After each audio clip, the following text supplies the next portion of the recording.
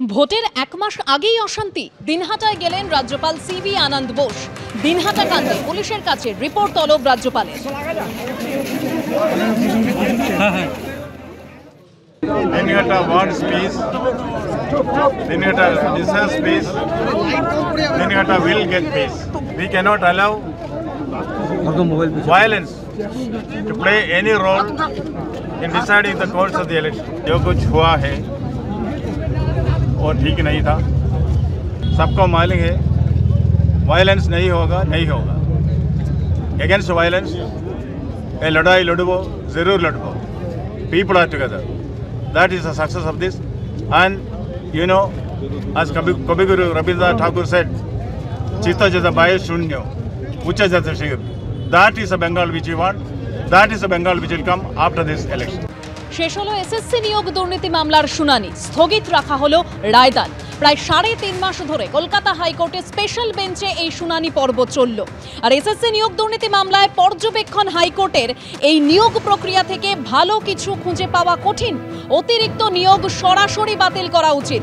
SSC নিয়োগ দুর্নীতি মামলার শুনানি শেষ, রায়দান স্থগিত করা হলো। এই নিয়োগ প্রক্রিয়া থেকে ভালো কিছু খুঁজে পাওয়া কঠিন, অতিরিক্ত নিয়োগ সরাসরি বাতিল করা উচিত। রাজ্যের মন্ত্রী অরূপ বিশ্বাসের ভাই শরৎ বিশ্বাসের ফ্ল্যাটে আয়কর হানা। নিউ আলিপুরে শরৎ বিশ্বাসের ফ্ল্যাটে চলল তল্লাশি।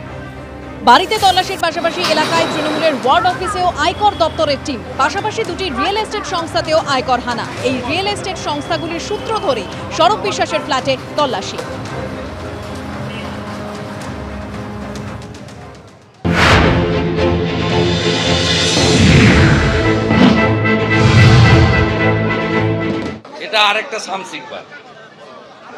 এটা আরেকটা সামসিকবাল, বিস্তীর্ণ এলাকায় বেআইনি প্রমোটিং, পুকুর বজানো, তার সাথে যুক্ত।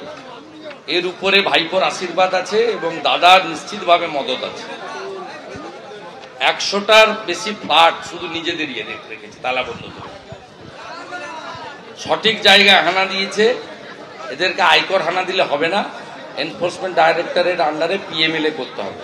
এদের সঙ্গে বিদেশেও কানেকশন আছে, টাকা পাচার করে।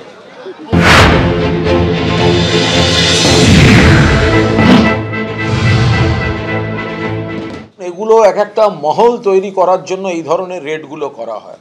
একটা মহল তৈরি করা, একটা নেগেটিভ বার্তা ছড়িয়ে দেয়া, কি পাওয়া যাচ্ছে সেগুলো কেউ জানেন না, অনিয়ম আছে কিনা জানেন না, বা সেগুলো বলা হয় না।